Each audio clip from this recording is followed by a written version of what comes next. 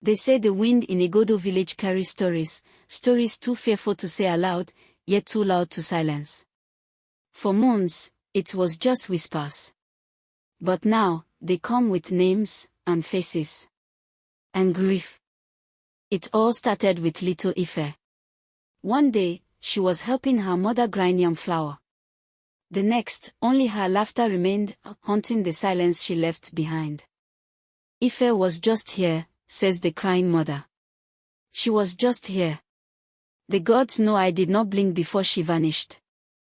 Another child again, this is the third child that has disappeared within this moon cycle, says one of the elders standing close by.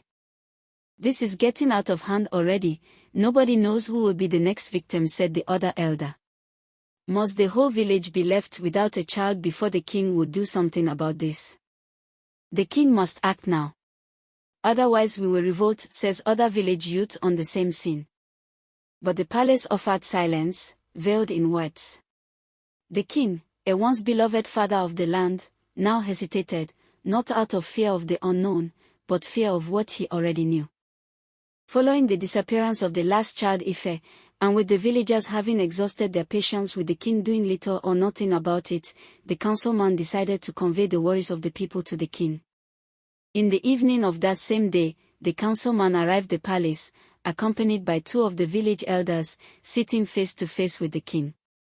King Abanjo sits on a carved stool, surrounded by loyal guards, and Princess Adaku stands in the background, face unreadable, clutching a carved ivory hairpin. His brow is furrowed as the councilman urgently speaks. Your Majesty, this cannot continue. The people are frightened. First little Chika, now Ife. The people demands to know what is happening, what is taking our children. The youth, the elderly, both young and old have all run out of patience, the councilman said. The king responded. Are you suggesting a curse? Or a shadow that slips through palace walls? Let us not fuel panic with stories. Princess Adaku from her corner, unsolicitedly quickly interfered, saying softly. Some stories are not stories at all. Not all turned their faces from the whispers. One girl, young but unafraid, had seen too much, and decided to listen. That woman left the palace with blood on her wrapper. But the king said no one was hurt. Nia whispered to herself as she saw a woman walk out from the palace.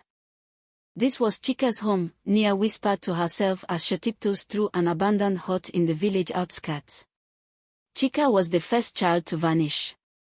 Her parents had moved away from the village after the ugly incident. The pain was too much to bear, they said. But Nia, being an inquisitive girl, had to know. She had to see for herself. As Nia was looking around the house, she found a pair of a child's shoe on the floor. She then whispered to herself, why would someone leave a child's shoes? Unless they left in a hurry. Nia, still looking around in the abandoned house, came across a mat in the corner of the house. She suspected something fishing, so she decided to dig deeper. Nia lifted up the mat out of curiosity, but lo and behold, she was greeted with something, a mark that wasn't meant to be seen. Not by any villager, not by any child.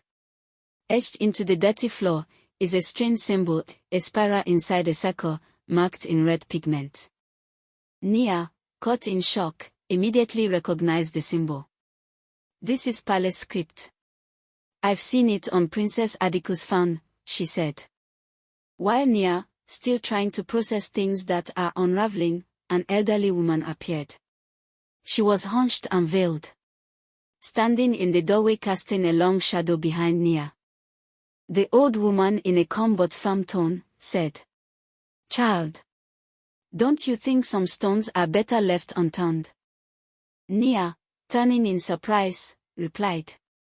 You know what happened to Chika, don't you? The old woman responded. I know this, evil does not walk openly. It wears royal silks. And speaks sweetly. In that moment, Nia understood. She was not chasing shadows. She was stepping into the mouth of something ancient. And hungry. Now, After unraveling the mark in Chika's home, Nia set herself on a journey. A journey that led her deeper. Past the village fields. Past the yam farms. Down to the edge of the known. Nia, having arrived at another abandoned hut, said, "This is the place someone didn't want to be found." Inside the hut, Nia kneels and slowly lifts a tightly woven mat. Beneath it, hidden by years of silence, lay a door. A door that did not belong in any village home.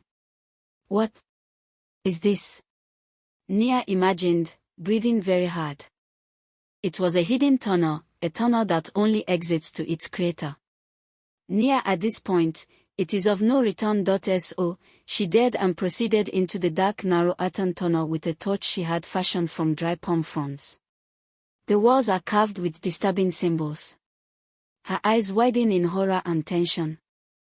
Each step into the dark told a truth no elder dared admit: evil had a home, and it was built long ago. As she went deeper in the tunnel, she began to hear whispers of what sounds like the voices of children. Nia, upon arriving at the end of the tunnel, was once again made to open her eyes and mouth by what she came face to face with. So many children, held captives and concealed in the dungeon. Immediately he saw Nia, one of the captives who appeared already weak, recognized her. He asked, "How did you find us? Please, you have to leave now and find help before she comes and meet you here, as the jar is almost full." She comes, when it's full, when the jar fills, she eats. Nia, with her hands shaking, asked, "Who did this to you?" "The princess." She said, "We are her gifts, murmured by another captive." Having discovered what the eyes wasn't meant to be seen, which is the unspoken truth buried under her feet, soaked in blood, sealed by power. It was now clear that it would chase her. Power does not shield one from dread, it only makes the dread quieter, more costly. And in the heart of his palace, the king felt it growing. That night, he gathered his trusted men. But trust itself had worn thin beneath the weight of secrets. "Your Majesty, they say another child vanished near the palace boundary," said one of the chiefs. The king, quietly, responded, "Rumor. We must not fan fire with wind." Yet, another chief countered, "It's no longer rumor, Your Majesty. 3 disappearances this moon. And now, they whisper her name." But this time with small spark of fury and his eyes narrowing, warned, "You will not speak of my daughter in this hall." But behind the throne, behind the crown, the king had made his own pact. He had made his pact not with demons, but with fear.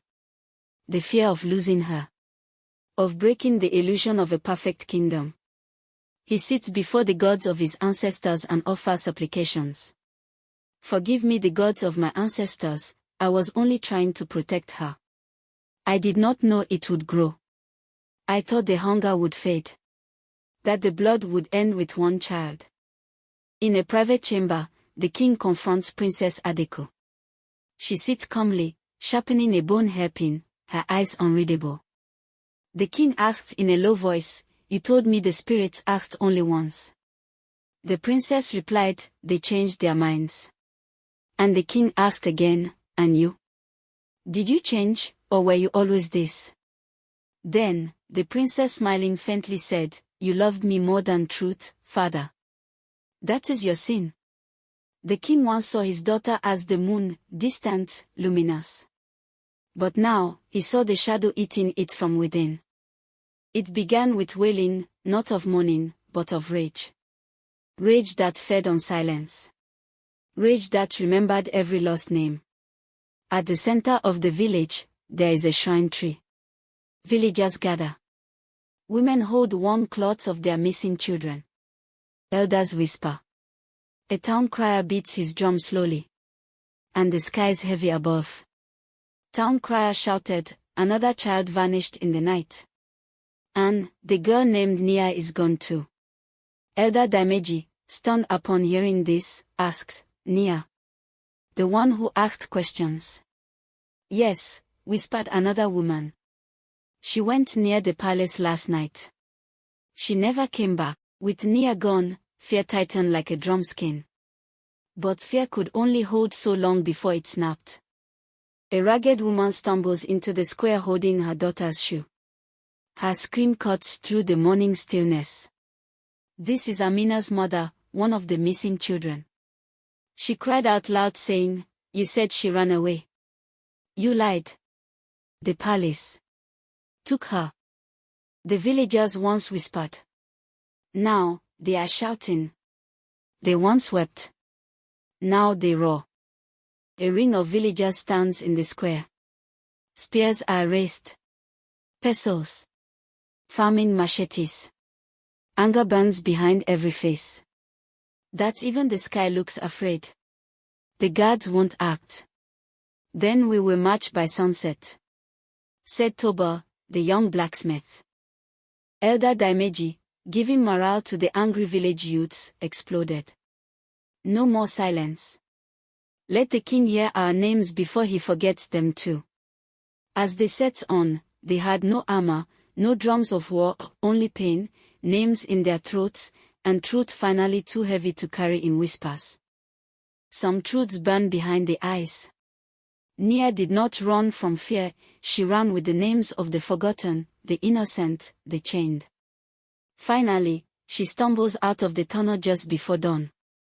Her wrapper is torn, her face streaked with tears and dirt. As she races through the bush back toward the village, Nia arrives the center of the village, where the shrine sits under the baobab tree. There, she kneels before 3 elders seated on carved stools, with her hands shaking. The elders wear plain wrappers, frowning with concern and hidden fear. I found them. The missing children, underground, chained, Nia said urgently. There's a jar, glowing red. Something is not right at the palace. One of the elders called Nedo, shaken by what he just heard, questioned. Child, do you know what you're saying? Nia replied, Yes, my elders. I saw them with my eyes. I swear. Please, my elders, they are still alive. The other elder sitting close, called Elder Madu, gave a stern warning to Nia, saying, You will say nothing more of this child. Do not speak of spirits you do not understand. It was now midday, after being rebuked and warned by the village elders. Outside the palace wall, Nia stands nervously near the palace fence, speaking to a guard named Hugo through a gap in the wood. They won't listen. But you wear their collars. Maybe you can see what I saw, she said quietly. Hugo, after studying her carefully, asked, Where exactly did you find this chamber? Nia replied, Behind the dry hut near the western grove. Please. I can show you. Hugo, after pausing for a while, said to her, I believe you. But if they find out you told me, there may be trouble. I'm afraid. It was nightfall. At Nia's family hut, she was lying curled in a corner, inside, exhausted, when torchlight flickers outside the clay hut. They were the palace guards. Her eyes opened wide as they stormed in. Before they take her away, one of the palace guards recited, By royal order, you are to be detained. For spreading lies against the princess. They took her away quietly. No one wept. No one tried to stop them. And in the darkness, only Hugo watched, and clenched his jaw. Hugo, later that night in the palace, sits alone in a shadowed corner of the guard quarters, unrolling a crude map of the palace grounds. The girl had shown him the truth. And now, Hugo would show the palace its reckoning. Some revolutions begin with fire. Others with footsteps, quiet, careful, and full of doubt. In a deep forest clearing lit by torchlight, Hugo, the palace guard, in a worn palace guard wrapper, walks cautiously toward a cracked stone shrine overgrown with moss. For villagers wait, faces shadowed, weapons hidden under cloaks. Before them, Hugo said, She told the truth. Nia. I saw the fear in her eyes, and something was behind them.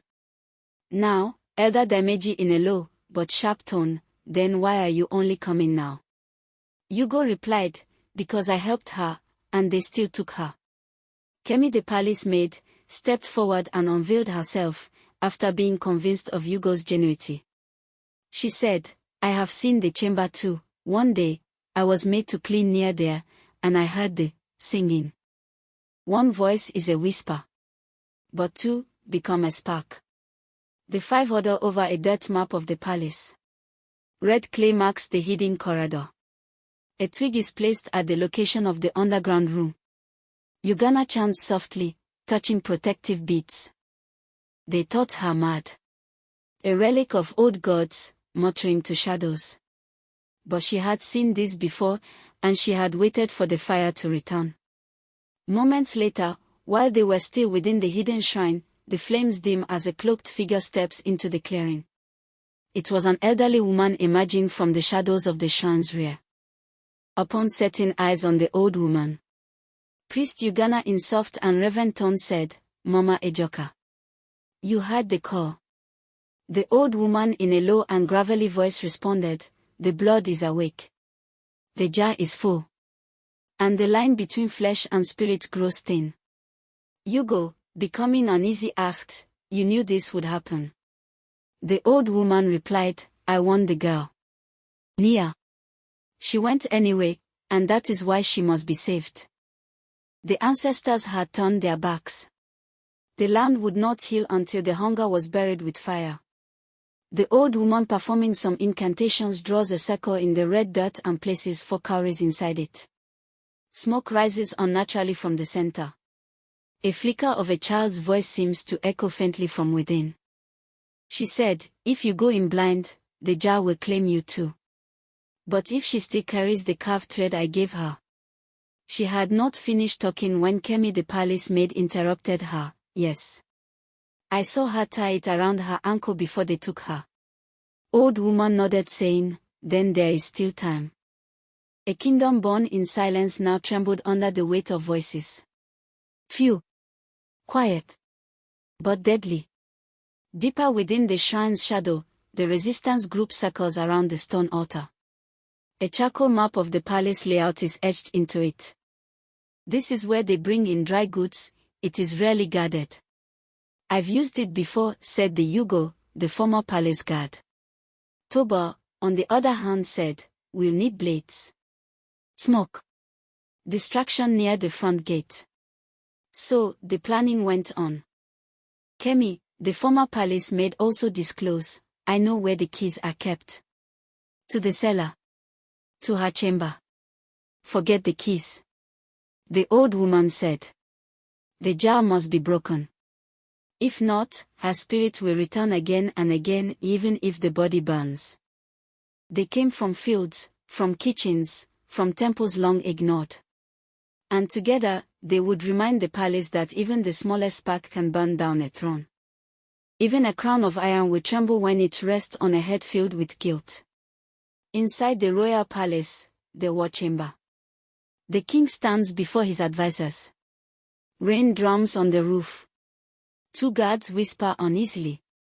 The first guard said softly, "They are chanting her name outside the gate." The king rebuffed darkly, "They don't know what they speak of." He had ruled a kingdom. But he had never ruled his daughter. Inside the princess' private chamber, lit by oil lamps and veiled in smoke, Princess Adaku kneels in front of her clay jar. Her fingers are dipped in crimson. Her father stood and watches her from the doorway, defeated. Saying, "You said the spirit's hunger would pass." The princess replied, "It never passes, father, it only waits." The king then informed her, "They are coming for you." The princess again responded, "Then let them come and bleed." A father's heart had blinded a ruler's eyes. But now, he saw the fire rising, and it would consume them all. In the king's private shrine, he kneels before an altar of carved masks and pleaded, "I can no longer protect her. Nor myself. But perhaps I can save the kingdom." What was whispered behind clay walls had now found the sun. And once truth breathes fresh air, it never sleeps again. Morning light over Egodo village, tension hanging like smoke. Village square at sunrise. Dozens of villagers gather around the baobab. Some barefoot, some holding woven fans or wooden staffs. Elders speak in hushed tones while women clutch charms and children peer from behind skirts. The air is thick. Nia is not yet visible. Elder Daimeji, in a resolute tone, said, "Let her speak." She saw it. She lived it. Another woman from the crowd responded, but she was taken away by the king's men. But Kemi, stepping forward, told them, she escaped. She escaped with Yugo's help. And she's ready to speak. Nia stands on a low platform, under the baobab tree, before the villagers, thin, barefoot, wrapped in a clean but faded wrapper. A red charm dangles from her wrist. Beside her stands Yugo, quiet and protective. Nia in a steady voice told the villagers, "I found them. Beneath the ground. Children. Shackled alive. There is a jar. A spirit inside it. Princess Adaku feeds it with us." Gasps rippled through the crowd. A village man shouted, "Why would she do this?" Nia voice shaking, "Because the jar makes her strong." The king knew. He helped hide it. She didn't speak like a child. She spoke like fire. And fire spreads. Outside the palace walls, late in the afternoon, a crowd marches through the village paths, dust rising. Spears and machetes clutch tight. Drums beat low and fast. Elders chant. "No more fear." Toba the goldsmith shouted, "Let her face us now." Another villager cried, "Justice for the stolen." They had wept long enough. Now they marched with grief in one hand, and vengeance in the other. They had no war horns. No royal decree. But they had names, and rage, and a map drawn in memory and grief. It was nightfall, as the resistance prepares to breach the palace wall. Yugo and Toba lead 5 villagers through tall grass. Kemi, in a dark wrapper, carries a ring of stolen palace keys. Behind them, the old woman waits by a tree, muttering incantations. Yugo whispered, "We enter through the dry store. Guard shifts change every 2 candles." Toba holding blade, told Kemi, "We go for the chamber. We break the jar." The old woman said softly, to herself, "Only fire ends hunger like this." Beneath gold floors, beneath holy stones, the truth rotted. And now, they stood at its heart. At a hidden corridor beneath the palace kitchen, there lays a narrow tunnel lit by a single oil lamp. Roots hanging from the ceiling. The group moves in silence. At the end, stood a heavy wooden door carved with the princess crest. Kemi said, "The children, they'll hear us. We must be fast." Yugo nods in affirmation, "You take them." "We'll take the jar," he said. As Kemi opens the rusted cell, a frightened child's eyes gleam in the dark. She whispers, "You're safe now." In the ritual chamber, inside the palace. A glowing red clay jar pulses with a sinister light. Faces flicker in its reflection. Yugo raises his sword. Toba said to Yugo, "Strike now."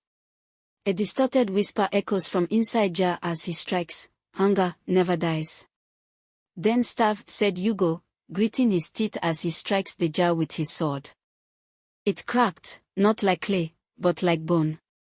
And with it, something ancient whirled into the earth. They shattered the jar. But some evils do not break, they awaken. It was nightfall, the palace burns, truth is no longer hidden. Inside the palace throne hall, the princess stands before a shattered altar. Her hands drip with the last of the jar's blood. Her eyes glow faintly red. The princess chanting, "Come to me, what was promised, give me your full shape." She had fed the hunger too long. And now, it wore her skin. Outside the palace courtyard, flames flickers around the gate. Nia enters the burning palace through a side corridor. Yugo is at her side, bruised but breathing, while Kemi guides rescued children into safety behind her. The air glows orange with firelight. Hugo said to Nia, "This is not your fight." Nia replied, "It's always been mine. She took from us.